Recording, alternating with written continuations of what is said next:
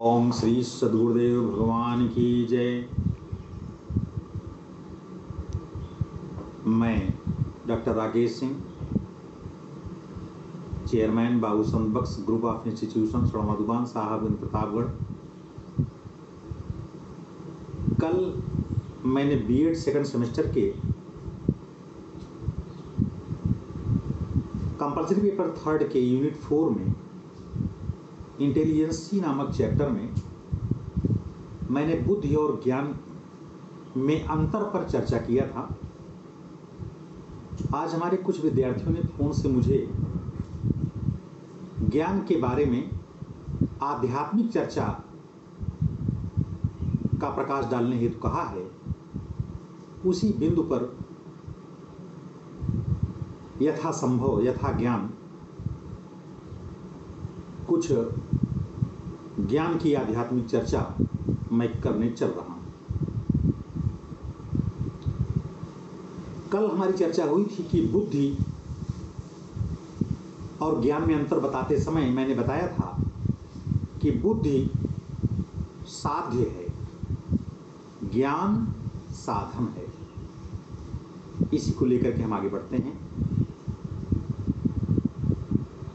अनंत कोटि ब्रह्मांड जननी परांबा रामचंद्र राघवेंद्र की हृदयेश्वरी के मंगलमय चरणारविंद को अपनी अविरल अश्रुधाराओं से सिंचित करता हुआ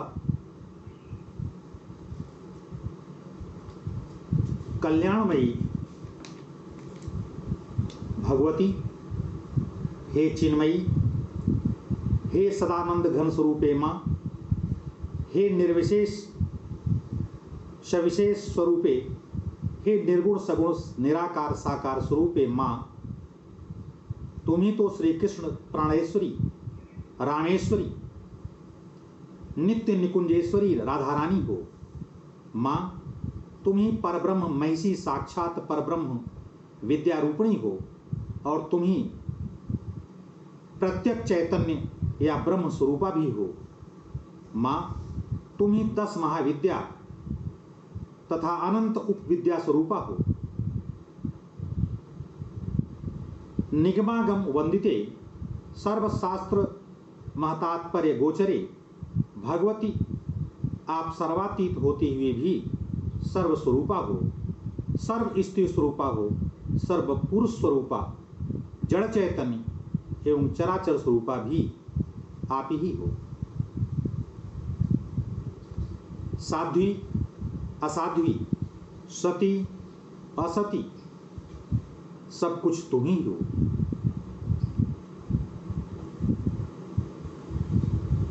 तुम्हारे चरणारविंद की नखमणि चंद्रिका से हृदयांधकार मिटता है। तुम्हारे चरण पंकज पराग से पाप ताप शांत होते हैं। मां, अपनी विरुदावली के अनुसार एक असफल, निराश, हताश अधम का भी उद्धार आप करती हो। अपने अंक में नहीं तो चरणों में बिठाकर मां, दिशाएं विदिशाएं शून्य और संतप्त प्रतीत हो रही हैं।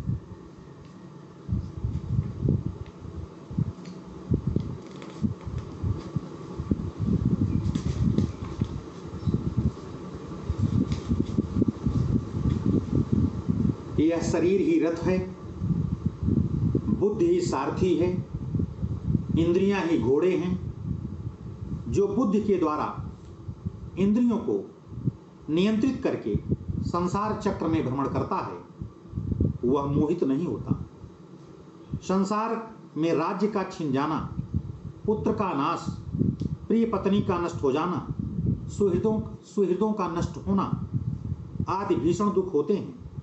इन दुखों का भेषज ज्ञान ही है। विक्रम, धन, मित्र, सुहृदों से भी इस संबंध में कोई लाभ नहीं होता, किंतु ज्ञान, दम, त्याग और अप्रमाद से युक्त होकर सर्व प्राणियों को अभय देकर जो पद प्राप्त किया जा सकता है वह सहस्त्रों ऋतुओं एवं उपवास से भी प्राप्त नहीं होता।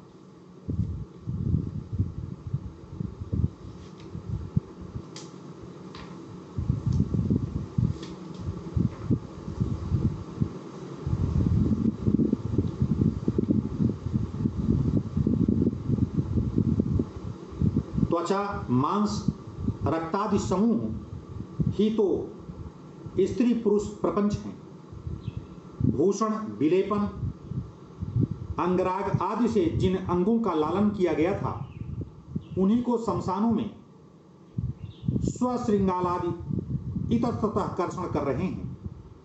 मेरुश्रृंग तटोल्लासी गंगा जलधारा के तुल्य जिन प्रमादाय स्तनों पर मुक्ताहार सुशोभित होते थे, आज उन्हीं स्तनों को ओदन के लघुपिंड के समान श्वास आकर्षण कर रहे हैं। पूर्वे पूर्णेन्दु बिंब बदना पुष्पाभिराम मधुरा, सब कुछ मल मांस रक्त आदि का ही परिणाम तो है। उन्हीं रक्त मांस केस आदि की शमशान में कितनी भीषण दुर्गति होती है। माँ, क्या आपका चरण चिंतन करने पर भी अविवेक, अज्ञान, अशांति का रहना उचित है? असरण शरण आपके चरण हैं, अकारण करुणा आपका हृदय है।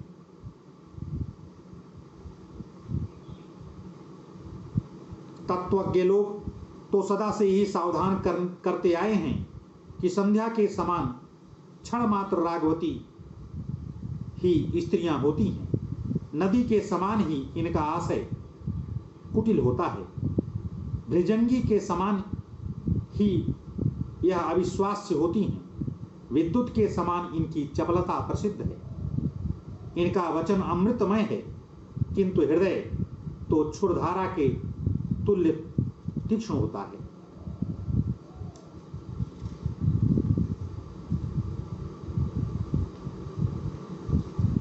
भर्तहरि के कथनानुसार सचमुच आशा नाम की नदी अति भीषण है। विविध प्रकार के मनोरथ ही इसका जल है। विविध विषय तृष्णा तरंगों से वह आकुल है। राग ही उसमें ग्राह है। विविध वितर्क ही विहंगम है। धैर्य द्रुम का विध्वंस करने वाली मोह रूपी आवर्तों से अति सुदुस्तर तथा प्रोत्तुंग चिंता रूपी तट वाली इस नदी को जो पार कर जाते हैं वही ही विशुद्ध मन वाले योगी जन ज्ञानी होते हैं, सुखी होते हैं।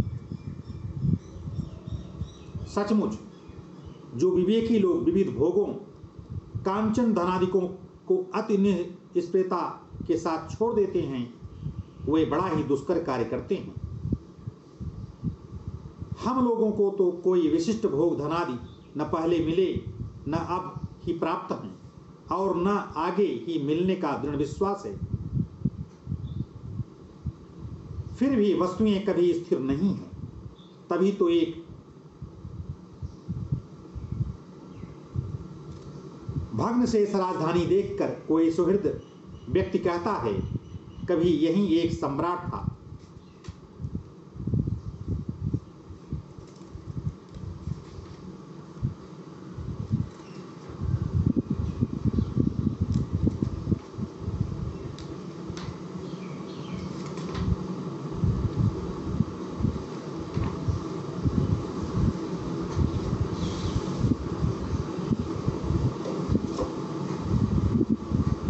ज्ञान को साधन के रूप में लेते समय यदि हम आध्यात्मिक चर्चा करें, जब भी ज्ञान की चर्चा आध्यात्म स्तर पे होती है तो भक्ति महारानी का अवतरण तुरंत हो जाता है। बड़े कौतूहल के साथ लोगों का प्रश्न होता है कि ज्ञान बड़ा है कि भक्ति। कुछ विद्वान जन ज्ञान की महिमा बखानते हैं और कुछ भक्ति को ज्ञान का साधन कहते हैं, तो कोई ज्ञान को भक्ति का साधन कहते हैं। आइए श्री गोस्वामी तुलसीदास जी के रामचरितमानस में उल्लिखित ज्ञान से विश्वास और विश्वास से प्रीति होती है। प्रसंग है, जाने बिनु न होई परितीति, बिनु परितीति होई नहीं प्रीति, प्रीति बिना नहीं भक्ति दृढ़ाई, जिम खगेश जल की चिकनाई। भक्तिमणि प्राप्त करने के लिए भी ज्ञान वैराग्य को साधन ही माना गया है। पावन पर्वत वेद पुराना, राम कथा रुचिराकर नाना, मरमी सज्जन सुमति कुदारी, ज्ञान विराग नयन उर्गारी, भाव सहित जो खोजहि प्राणी, पाव भगति मनि सब सुख खानी। भक्ति के बिना जो ज्ञान को ढूंढते हैं वे मंदभाग्य हैं। वे मानो कामधेनु को छोड़कर दूध के लिए आग ढूंढते हैं। जे अस भगति जानी परिहरहि, केवल ज्ञान हेतु श्रम करहि, तेसठ कामधेनु गृह त्यागी, खोजत आकर फिरहि पय लागी। श्रीमद् भागवत में भी उल्लेख है, हे कमल नयन, जो ज्ञान के प्रभाव से अपने को निर्मुक्त जानने वाले हैं या ज्ञानी मानते हैं, परंतु आपके श्री चरणारविंद प्रेम द्वारा जिनकी बुद्धि शुद्ध नहीं है, वे बड़ी कठिनाई से उच्चतम पद पर आरूढ़ होकर भी पुनः पतित हो जाते हैं, क्योंकि उन्होंने आपके श्री चरण कमल का आदर नहीं किया। जे ज्ञान मान विमत तव मन, जे ज्ञान मान विमत तव भव हरनि भक्ति न आदरी, ते पाए सुर दुर्लभ पदातपि परत हम देखत हरि। नान्यो ब्रजति यो मोहाद ब्रजंतम हरिमीश्वरम, ज्ञानाविदग्ध कर्मापि स भवेद राक्ष साधमः। अर्थात श्री हरि की रथ यात्रा में जो मोह बस उनका अनुगमन नहीं करता, वह ज्ञानाग्नि दग्ध कर्मा होकर भी राक्षसाधम हो जाता है। जो ज्ञान प्रयास को छोड़कर संतों को भी मुखरित करने वाली श्रवण रंध्र में प्राप्त भगवान की वार्ता को शरीर वाक तथा मन से प्रणाम करता हुआ जीवन व्यतीत करता है, वह त्रिलोकी में अजित भगवान को भी जीत लेता है। अर्थात मनोवचनातीत भगवान को अपने तन तथा मन के बस में कर लेता है। भक्तों को भगवान के श्री चरणारविंद के ध्यान में रस मिलता है कि वह भगवत भक्तों के चरित्र श्रवण से जो रस व्यक्त होता है, वह स्वप्रकाश स्वमहिमा स्थित भगवान में भी नहीं व्यक्त होता। फिर अंतक की तलवार से विक्षुब्ध विमानों से गिरने वाले लोगों के सुखों की तो चर्चा ही क्या। ज्ञान वैराग्य धर्म और कर्म यह सभी प्रेम लक्षणा भक्ति से ही सुशोभित होते हैं, इसके बिना सब निरर्थक हो जाता है। योग कुयोग ज्ञान अज्ञानु, जहां न राम प्रेम परधानु, सो सब कर्म धर्म जरि जाऊ, जह न राम पद पंकज भाऊ। साथ ही ज्ञान के उत्कर्ष का भी पक्ष प्रसिद्ध ही है। न ही ज्ञानेन सदृशम पवित्र में ही विद्यते, अर्थात ज्ञान के समान कोई भी पवित्र नहीं है।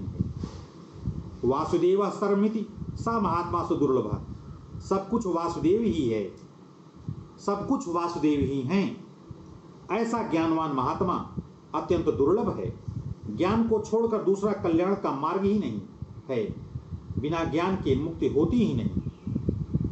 नयनम विदितो देवो भुनक्ति, अर्थात यह देव बिना ज्ञान के प्राणी का अंतरात्मा होकर भी पालन नहीं करता। अर्थात ज्ञानी त्वात्मेव में मतम, समस्त भक्तों की अपेक्षा ज्ञानी भक्त की विशेषता स्वयं श्री भगवान स्वीकार करते हैं। तेषाम ज्ञानी नित्युक्त एक भक्ति विशिष्यते। तुलसीदास जी भी ज्ञान को ही साक्षात मोक्ष प्रद बतलाते हैं। धर्म ते विरति योग ते ज्ञाना, ज्ञान मोक्ष प्रद वेद बखाना, भेद गए बिनु रघुपति, अति न हरहि भाव जाला, सकल दृश्य निज उदर मेली सोवहीं निद्रा तज योगी, सो हरिपद अनुभवई, परम सुख अतिशय द्वैत वियोगी। साथ ही जब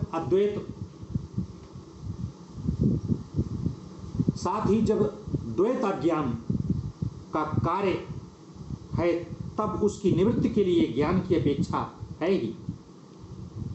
क्रोध की द्वैत बुद्धि बिनु, द्वैत की बिनु अज्ञान। साथ ही भक्ति का ज्ञान साधनों में वर्णन स्पष्ट है।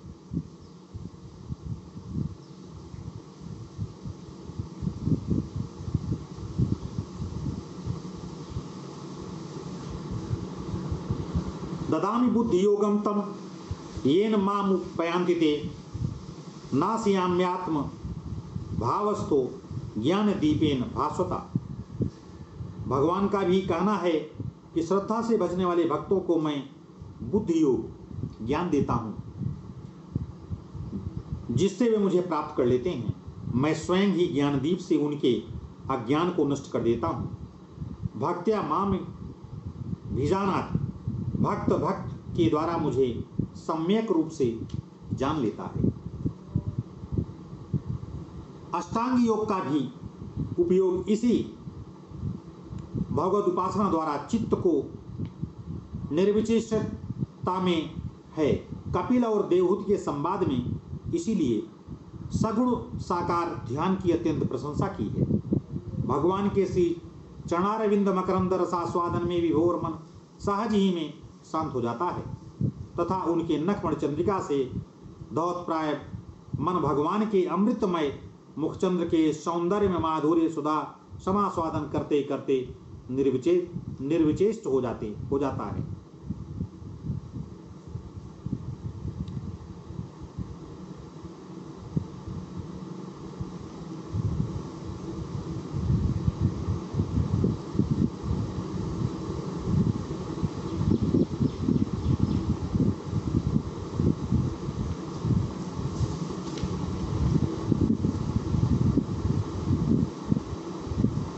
अथातो ब्रह्म जिज्ञासा सूक्ति है।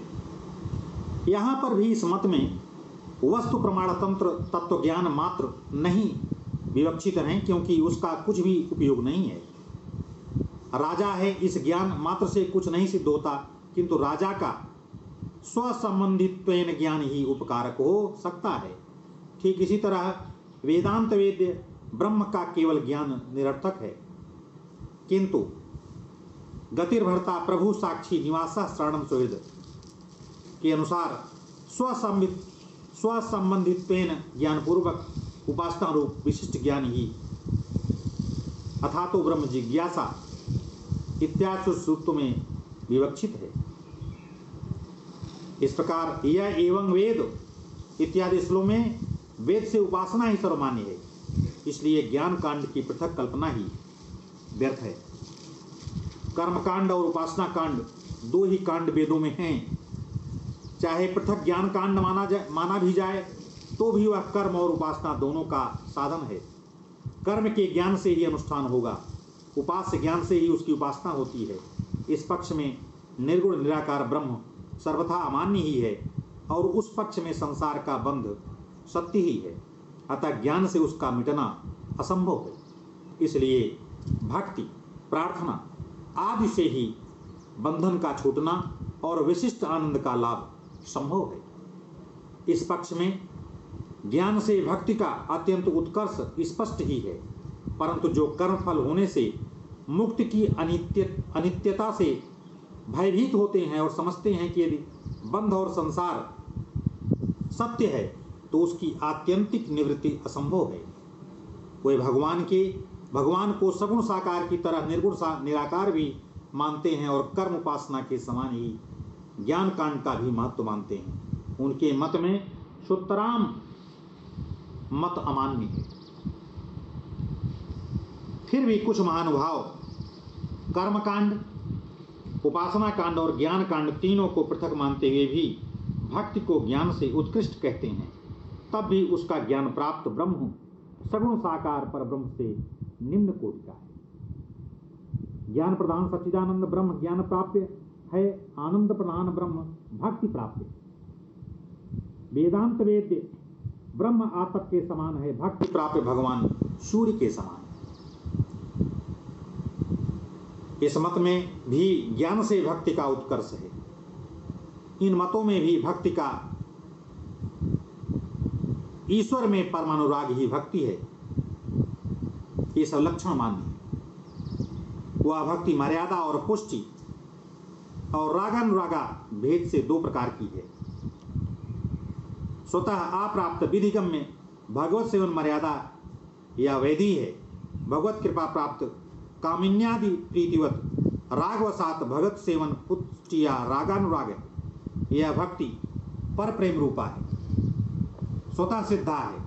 यह भगवान की परमांतर रंगा शक्ति रूपा है। यह हेतु फल भाव रहित है।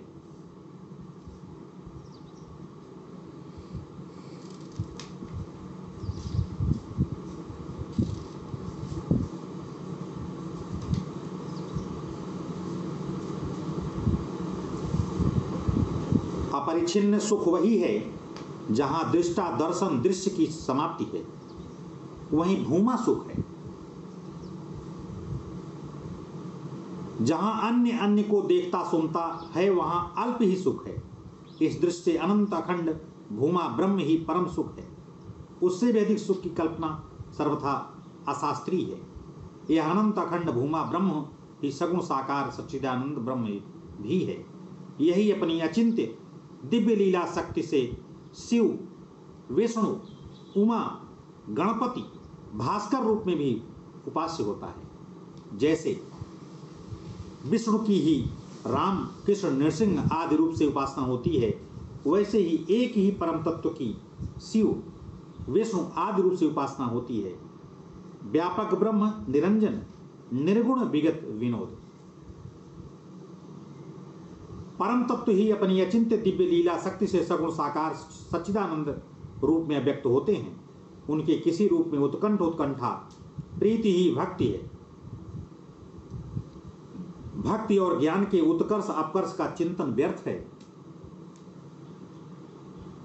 एक प्रसंग याद आ गया। श्री रामचरितमानस में गोस्वामी तुलसीदास जी ने जो रामचरितमानस लिखा है, यह मानस उनके हृदय की उपज है।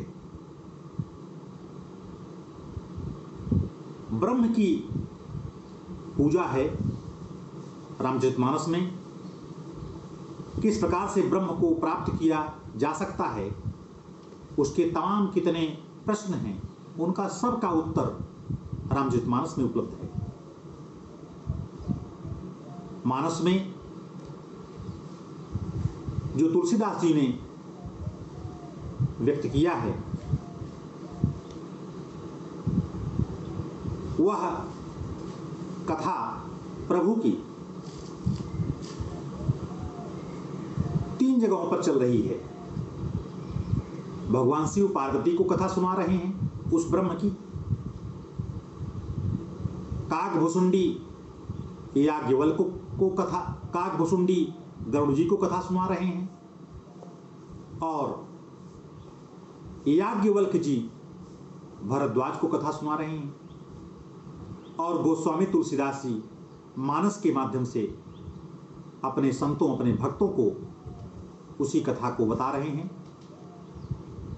ब्रह्म की।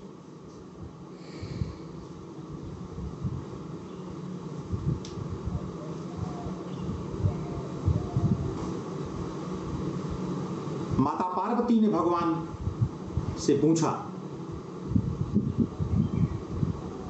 कि जो ब्रह्म है आपका, जिसकी आप आराधना करते हैं, वह ब्रह्म कैसा है, किस प्रकार का? उस ब्रह्म को कैसे जाना जा सकता है, कहां खोजें?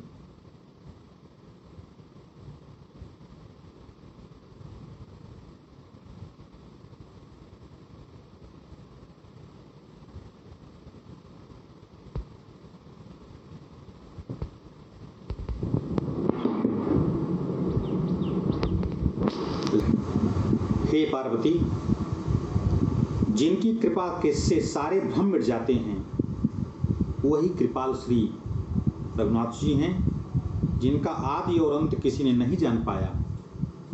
वेदों ने अपनी बुद्धि से अनुमान करके वेदों ने इस प्रकार गाया है, बिनु पद चलय सुनई बिनु काना, कर बिनु कर्म करय विधि नाना, आनंद रहित सकल रस भोगी, बिनु बानी बक्ता बड़ जोगी, तन बिनु परस नयन बिनु देखा, ग्रह घ्राण बिनु वास अशेषा, असि सब भांति अलौकिक करणी, महिमा जासु जाहि नहीं बरणी, जेहि इमि गावहि वेद बुध, जाहि धरहि मुनि ध्यान, सोई दशरथ सुत भगत हित, कौशलपति भगवान। बालकांड दोहा 128 के पूर्व का ये प्रसंग है। यानी भगवान कहते हैं पार्वती से कि हे पार्वती, मेरा जो ब्रह्म है जिसकी मैं आराधना करता हूं, बिना पैर के चलता है, बिना कान के सुनता है, बिना हाथ के नाना कार्य करता है, बिना मुंह या जिह्वा के सारे रसों का आनंद लेता है, बिना वाणी के बहुत योग्य वक्ता है, बिना शरीर त्वचा के वह स्पर्श करता है, बिना आँख के सबको देखता है, बिना नाक के सब गंधों को सूंघता है, उस ब्रह्म की करनी सभी प्रकार से ऐसी अलौकिक है कि जिसकी महिमा का बखान नहीं किया जा सकता, जिसका वेद और पंडित इस प्रकार वर्णन करते हैं और मुनि लोग जिसका ध्यान धरते हैं, वही दशरथ नंदन भक्तों के हितकारी अयोध्या के स्वामी भगवान श्री रामचंद्र जी हैं। यह प्रसंग मानस में आता है तो हम ये कह सकते हैं, ज्ञान क्या है? ईश्वर को जानने की जो विधा है वही ज्ञान है, बाकी सब अज्ञान है। आत्मा परमात्मा का जब सम्मिलन होता है तो जब परम तत्व परमात्मा का बोध होने लगता है और उस लक्ष्य को प्राप्त करने के लिए जिन विधाओं का प्रयोग एक प्राणी करता है, एक जीव करता है, वही प्राणी ज्ञानी कहलाता है। बाकी इसके अलावा जो भी कुछ है वह सब अज्ञान है।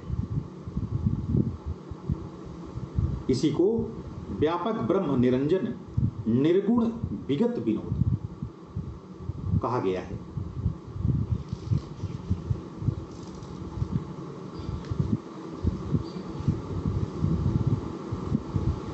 श्रीमद् भगवत गीता आदि सदग्रंथों में भक्ति से ज्ञान द्वारा ही परम तत्व की प्राप्ति कही गई है। एवं विशुद्ध मनसो भगवत भक्ति योगतः भगवत तत्व विज्ञानम मुक्त संगस्य जायते। भगवत भक्ति योग से विशुद्ध मनस निसंग प्राणी को भगवत तत्व ज्ञान होता है। पुरे होमन बहोपि योगिनिस्तो तर्पित देहा निज कर्म लब्धया विबुद्ध भक्ते कथोपनीतया प्रपेदिरे अन्योच्युत ते परांगति। अर्थात हे भूमन, बहुत योगी आपके चरणों में निज कर्मों को समर्पित करके विशुद्धांतकरण तथा विरक्त होकर अपनी कथा, आपकी कथा श्रवण द्वारा प्राप्त भक्ति से आपको जानकर प्राप्त कर लेते हैं। भक्त्या माम भिजानाति, भगवत प्रेम से ही, भगवत कृपा और उनकी कृपा से ही प्राणी उन्हें जान सकता है। इस तरह रामचरितमानस में भी उल्लेख है और श्रीमद् भगवत गीता में भी इसका उल्लेख है। भगवत भक्ति से भगवत कृपा और भगवान का ज्ञान होता है। ज्ञान से फिर भगवान के सहज सिद्ध परम प्रेम का प्रकट होना स्वाभाविक ही है। भक्ति को कौन कहे, भगवान के साक्षात्कार ही में संसार बंध मिट जाता है। इस तरह से भक्ति पक्ष से भी ज्ञान पक्ष में भगवान की महिमा अधिक समझ में आती है। हाँ, यह बात दूसरी है कि कोई भगवत तत्व ज्ञान की भावना से भगवान की भक्ति करता है, कोई प्रेम से ही भगवान की भक्ति करता है, परंतु भगवत तत्व ज्ञान रूप फल दोनों ही को उसी तरह प्राप्त होता है। जैसे कोई पुण्य प्राप्त गंगा स्नान करता है, उसे पुण्य तो प्राप्त होता ही है, परंतु तापादि निवृत्ति भी आनुषांगिक हो जाती है। कोई ताप निवृत्ति के लिए गंगा स्नान करता है, पुण्य प्राप्ति उसे भी आनुषांगिक रूप से होती है। इसी तरह कोई ज्ञान प्राप्ति द्वारा पाप ताप मिटाने के लिए भक्ति गंगा में स्नान करता है, उसे भी भगवत प्रेमानंद का लोकोत्तर सुख मिलता है। और जो भगवत प्रेमानंद के लिए ही भक्ति करते हैं, उन्हें भी ज्ञान प्राप्ति और पाप ताप निवृत्ति एवं तन्मूलभूत ज्ञान प्राप्त होता है। इस तरह भक्त को ज्ञान प्राप्ति और मोक्ष अवश्य होता है, परंतु बिना ज्ञान के यदि किसी भी साधन से मोक्ष मान लिया जाए तो बंध की सत्यता और मोक्ष की कृत्रिमता तथा अनित्यता अपरिहार्य हो जाएगी।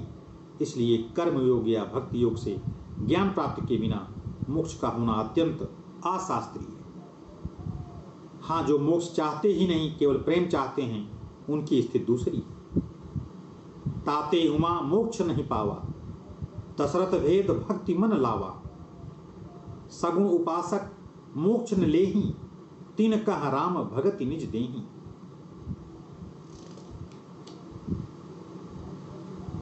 निर्गुण निराकार निर्विकार परब्रह्म की उपासना में बड़ी कठिनाई है, परंतु भगवान का भक्त तो भगवान के दिव्य चरण कमल का अवलंबन करके अनायास ही भवसागर को तर जाता है।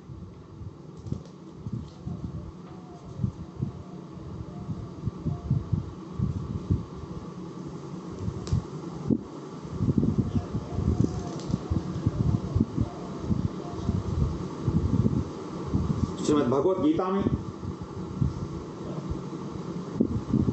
भगवान ने कहा है, मच्चिता मद्गत प्राणा बोधयन्तः परस्परम कथयन्स माम नित्यम तुष्यन्ति च रमन्ति च।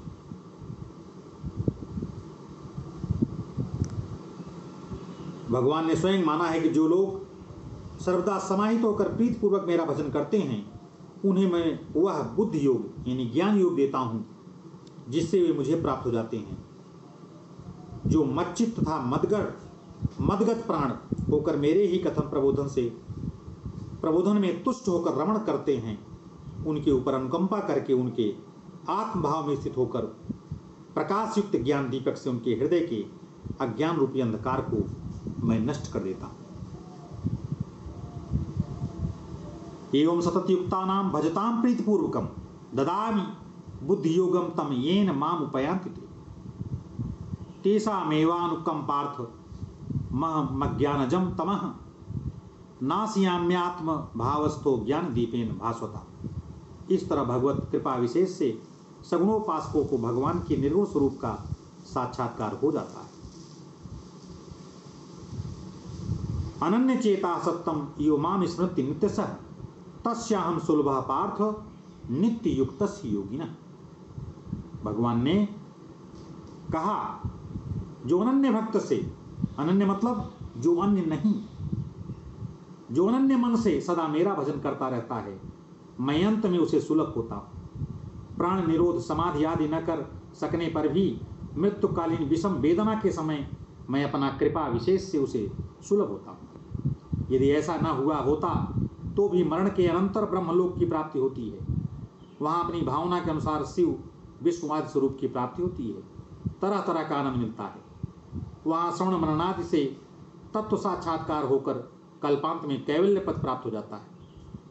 इस तरह फल वही मिलता है। सगुणोपासना में सरलता, निर्गुणोपासना में कठिनता, इसीलिए सगुणोपासना श्रेष्ठ। यही बात भागवत के पद्यों में भी कही गई है। भागवत में उल्लिखित है, पानेन्ते देव कथा सुधाया प्रविद्ध भक्त्या विशदासयाये वैराग्य सारम प्रतिलभ्य बोधम यथान्य वीयुर्कुंठ धिषणयम तथा परे चात्मसाधि योग बलेन जित्वा प्रकृतिं बलिष्ठाम त्वामेव धीराः पुरुषं विशन्ति दशां श्रमः स्यान्न सेवयाते। अर्थात हे देव, जैसे सुधीगण आपकी कथा सुधा का पान कर उससे ही प्रबुद्ध भक्ति द्वारा निर्मलाशय होकर वैराग्य सार बोध को पाकर अकुंठ दृष्टि आपको प्राप्त हो जाते हैं, वैसे ही दूसरे महानुभाव आत्म समाधि योग से अर्थात आत्मा के श्रवण विवेचनादि क्रमेण साक्षात्कार करके बलिष्ठा प्रकृति को जीतकर आपको ही प्राप्त होते हैं।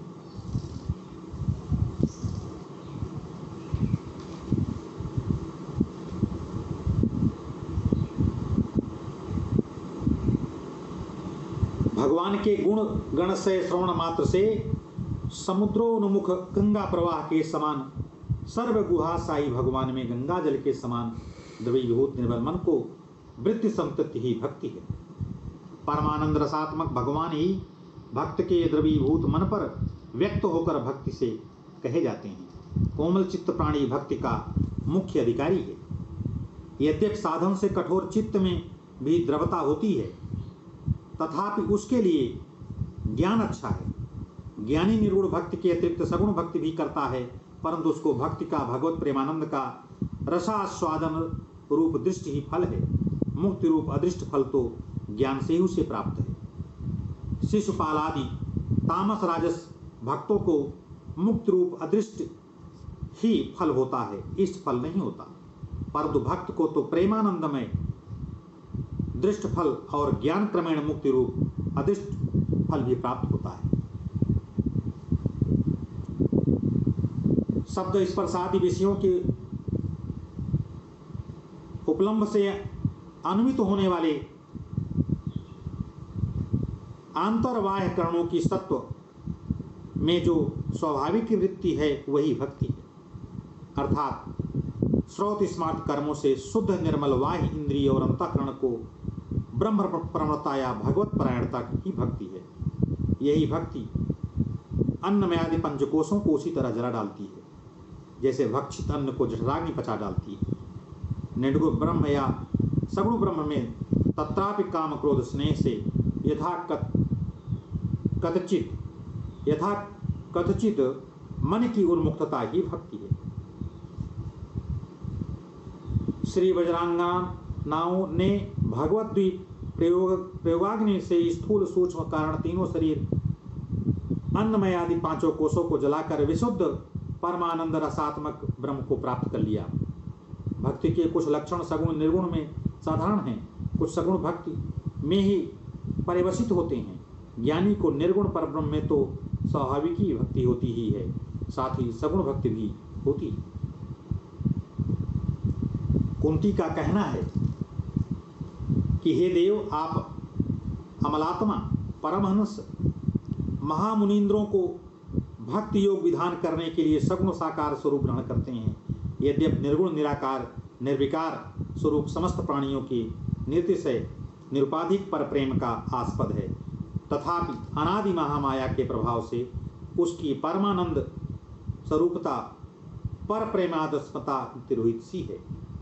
जैसे मधुर मिश्री भी पित्त दोषों प्रहित रसना वाले प्राणी को कटु प्रतीत होती है, वैसे ही निरतिशय निरुपाधिक पर प्रेमास्पद प्रत्यक्ष चैतन्याभिन्न निर्गुण ब्रह्म में प्रेम की कमी भासित होती है। इसीलिए विवेकी लोग यह चाहते हैं कि जैसे अविवेकियों को विषयों में, कामुक को कामिनी में उत्कृष्ट प्रेम होता है, वैसे ही भगवान में मन की आसक्ति हो। कोटि कोटि मुनि सिद्धों में भी नारायण परायण दुर्लभ, ज्ञानियों में भी प्रारब्ध कर्म अवशिष्ट रहने के कारण दृश्य द्वैत दर्शन काल में शुद्ध चिदात्म तत्व की पूर्ण रसात्मकता का अनुभव और निर्तिशय प्रेम नहीं व्यक्त होता। इसीलिए सविशेष साकार सुजन रूप से प्रकट परमात्म तत्व में शुद्ध भक्ति प्रीति को की अपेक्षा होती है।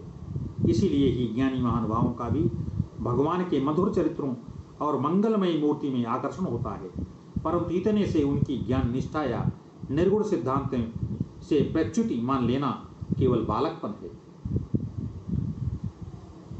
सियहि बिलो की धीरता भागी, रहे कहावत परम विरागी। जहाँ यह बात कही गई है वहीं परम ब्रह्मनिष्ठ विदेह के मोह और ज्ञान वैराग्य के शैथिल्य की बात कही गई है। यह केवल प्रभु रघुनाथ के स्नेह की महिमा है। मोह मगनमति नहीं विदेह की, महिमा सिय रघुवीर स्नेह की। इन्हीं बिलोकत अति अनुरागा, बरबस ब्रह्म सुख ही मन त्यागा।